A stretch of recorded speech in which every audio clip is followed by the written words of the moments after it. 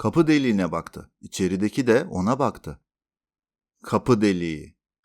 Akşamdı. Ama bu insanların evlerine çekildiği saat değil, duvarların inceleştiği saatti. Çubuk adam koridorda bir kapının önünde durdu. Kapı sıradandı. Ne davetkardı ne sertti. Elini zile götürdü. Dokunmadı. Bir süre öyle kaldı. Parmağı havada, kararsız bir cümle gibi. Sonra elini geri çekti. Eğildi. Kapı deliğine baktı. İçeride dar bir oda görünüyordu. Bir sandalye, bir masa, yarım kalmış bir bardak. Bir de sarı bir ışık. Her şey sakindi. Fazla sakindi. Çubuk adam biraz daha yaklaştı. Çünkü insan bazen görmek için değil, girmeden bilmek için yaklaşır. Kapı deliği rahattı. İçeri girmeden, kendini göstermeden küçük bir gerçek veriyordu. Küçültülmüş gerçekler daha kolay taşınırdı. Belki de bu yüzden insan bazı şeyleri yaşamaz, sadece uzaktan kontrol eder. İçeride biri görünüyordu ama yokluk boş değildi. Sandalye hafif dönüktü. Bardak sanki az önce bırakılmıştı. Sessizlik kendi kendine oluşamayacak kadar tazeydi. Çubuk adam gözünü ayırmadı. İşte o an fark etti. O, içeride biri var mı diye bakmıyordu. Aslında şuna bakıyordu. Kapı açılırsa kendine ne kadar dayanabileceğine. Sonra bir şey değişti. Önce çok küçüktü. Masadaki bardak buğulandı. Sandalye yavaşça kapıya döndü. Kimse dokunmamıştı. Çubuk adam biraz daha eğildi. Alnı kapıya değdi. Koridor sessizdi. İçerisi de sessizdi. Ama iki sessizlik aynı değildi. Biri apartmana aitti, diğeri birine. Sonra karanlığın içinden bir bakış yaklaşmaya başladı. Acele etmeden. Sanki hep oradaymış da yalnızca onun yeterince yaklaşmasını beklemiş gibi.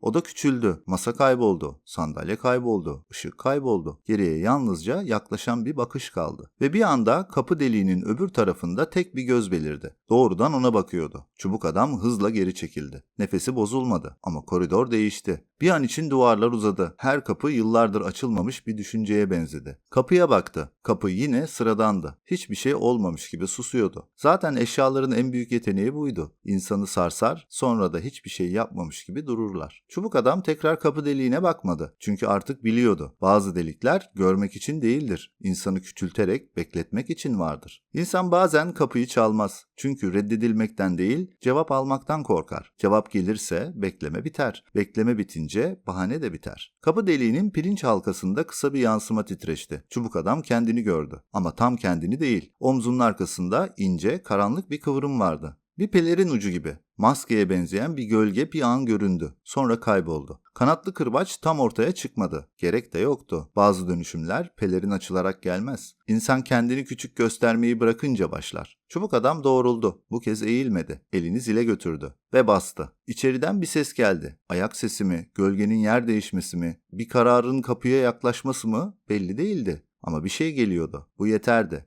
Çubuk adam bekledi. Bu kez küçük görünmeden. Kapı henüz açılmamıştı ama o artık kapı deliğine sığmıyordu ve içinden şu cümle geçti. Bazı kapılar bakarak değil, görünmeyi göze alarak açılır.